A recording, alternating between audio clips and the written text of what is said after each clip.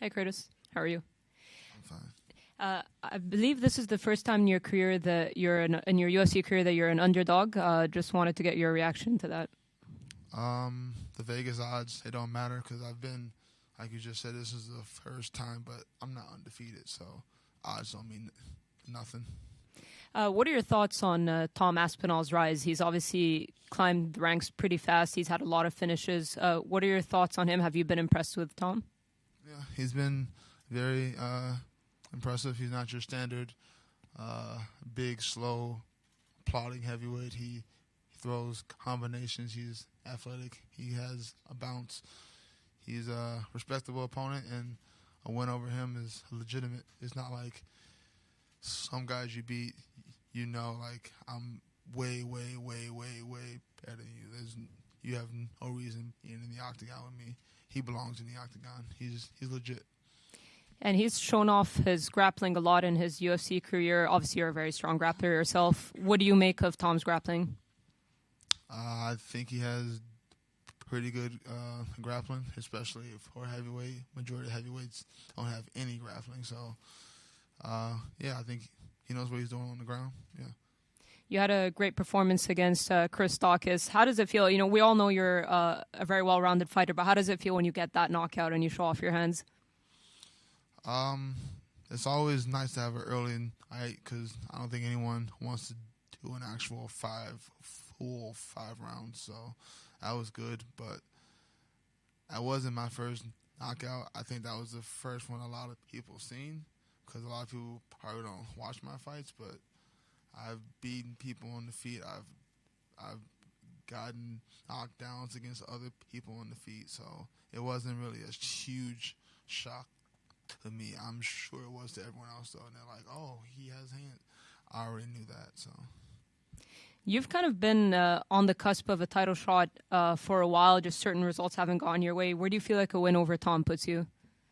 I'm going to be honest, a win over Tom puts me waiting for the winner of Cyril Gane, and I think we all know that. Like, that's why the UFC set up these fights. Like, we knew this back in February when Tom fought, Tuivasa fought, I fought. They were setting this up 6 months in advance. So, yeah, I'll probably get the winner of that fight, and then the winner of that fight will get a title shot, most likely. How do you see the fight between Cyril Gane and Tai Tuivasa playing out? I have no idea. Based off of Tuivasa's performance against Derek Lewis, it takes a lot of punches to knock him out. He's got a great jaw or head or whatever. He doesn't get knocked out easily, so we'll have to see if Cyril Gane has knockout power. There's been talk about a potential interim title fight between Jon Jones and Stipe Miocic for a very long time now. Hasn't materialized. I don't care about that. Like, I'm tired of talking about. This isn't shade. I don't want you guys to be like, oh, Blaydes is talking shit about Jon Jones. I don't care. I'm tired of hearing about someone who's not officially a heavyweight until he steps on the scale and it says 240 whatever. He's not a heavyweight, so I don't want to discuss it. All right, thank you. Guys, obviously, you're over here in England, and I think a lot has been made of the crowd on Saturday night. Do you have any care in the world? I don't care. Do they know? You should put this in your articles. We can't hear them. I don't know what they can call me a wanker or what. I can't hear you, so I don't care at all. Okay.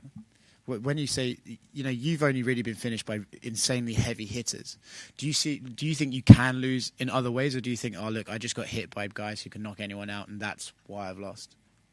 I mean, that is facts. That's how I've lost in the past, but I think anyone, if you don't go out there and perform your best, you can be out-pointed or just out-decision. I've seen it happen to my homies. I've watched one specific one that I watched, Corey Sandhagen, when he fought TJ Dillashaw. Like, in my eyes, he won based off the damage, but if we're going by the judge's scoring card, he was giving up his back too much and he lost. So if you go out there and you make mental errors, you can lose.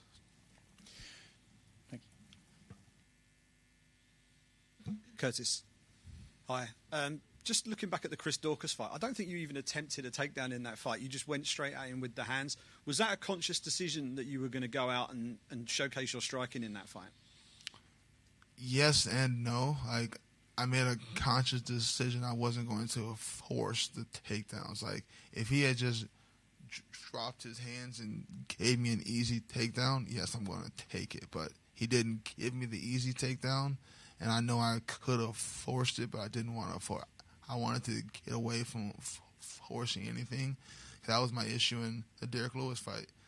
I beat him that whole first round, and then I forced a takedown attempt early into the second round, and I paid the price. When you force things, they're easier to see, easier to counter. I want it to be organic, so that's how I'm going to be for the rest of my career. I learned a lesson in that Derek Lewis fight. I don't like to lose the same way over and over, so I'm not going to make that mistake again and be overly just not being patient and letting things happen organically. Do you think Tom will give you an easy takedown in this fight, or the opportunity for an easy takedown? Maybe not in the first 2 rounds. That's why you have to.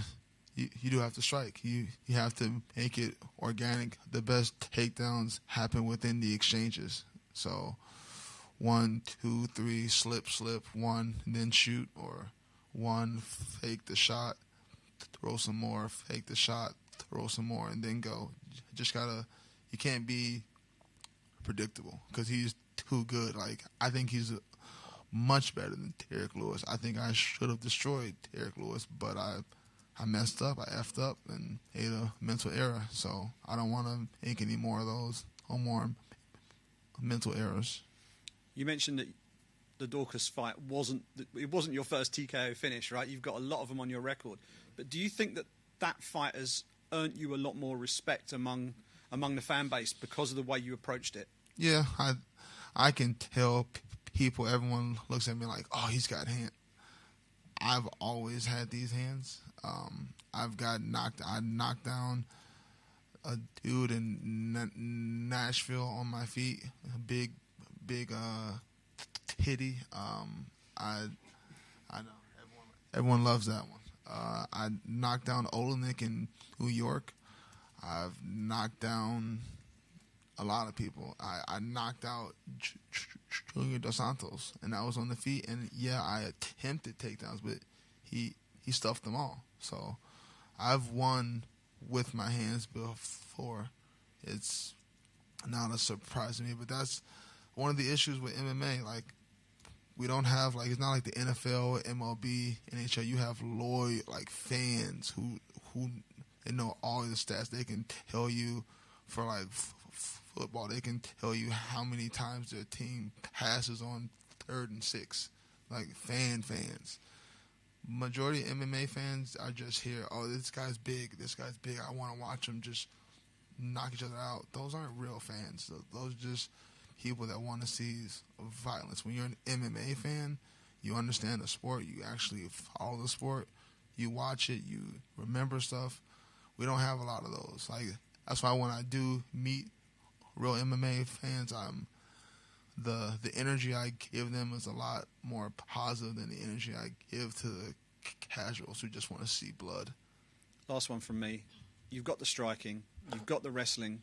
Which one's going to be the decisive skill set on Saturday night? I think you can't separate one from the other. Like, the thread of my wrestling, that's how I got the Daukaus knockout. Yeah. The reason his hands were so wild because he was preparing to have to be able to sprawl, so that opened up the knockout. Vice versa, you could start thinking about my hands and then you forget about your hips, and then I get to your hips. So a little bit of both, you know. Thanks very much. Curtis, just one from me here. Another American fighter on the card hoping to cause an upset is Jordan Levitt. He said that he's going to twerk on the O2 Arena after he wins. Do you have a similar plan if you beat Aspinall? No, I don't. That's not my thing. But more power to him if he does it. I'll be interested to see the reaction of the crowd after that. Thank you. Curtis, Tom's never been into the third round. Do you think that has any disadvantages to him in the future? I can't speak for him, but for myself, the first time I went the full 5 rounds, that 5th round was different. It's hard to replicate the real fatigue of like real 20 minutes and then that last 5 minutes.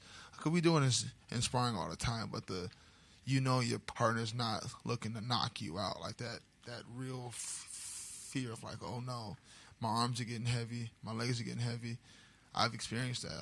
I like to call it the dark place. That 5th round was the dark place, and I've been there, and I came out on the other side, and the experience I gained from that was, I can't even put a figure on it. It's very, very important. So I can't say he needs it, but I needed it. Like, I have that experience. That's what I'm going to lean on. Him, if we get to the 3rd, 4th, 5th rounds, I guess he'll learn. Is that something that you think you're going to aim to do, try and take him into those later rounds to see how he can cope with that? I mean, I always I prepare for 25 minutes of war. I expect every fight to be like my Volkov fight. I expect everyone. I know they're not. I expected it from August. I expected it from Georgina Rodenstruck. I expect it because it makes it easier. When I feel like it's easier to expect the worst than when you expect it to be all smooth and easy and, I'm going to get him out in the 1st round, and then it doesn't happen. And your mind's like, we didn't even think about going into the 4th, 5th round. I've already thought about it, envisioned it. I'm big into visualization, and I've visualized that 5th round a lot. So we'll see. I never planned to get a finish early, but sometimes it happens. Sometimes it doesn't. We'll see.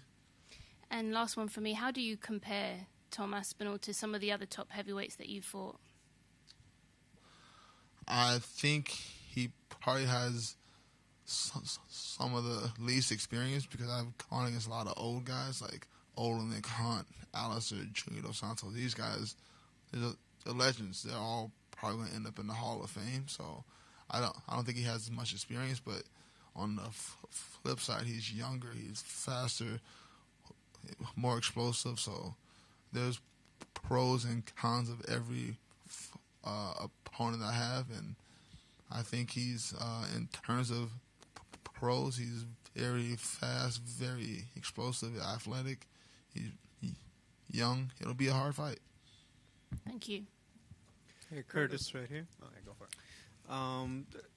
Just wondering about your experience being around London. Have fans treated you pretty well, or you're getting a hard time because you're fighting the local guy? No. Fans are always going to be.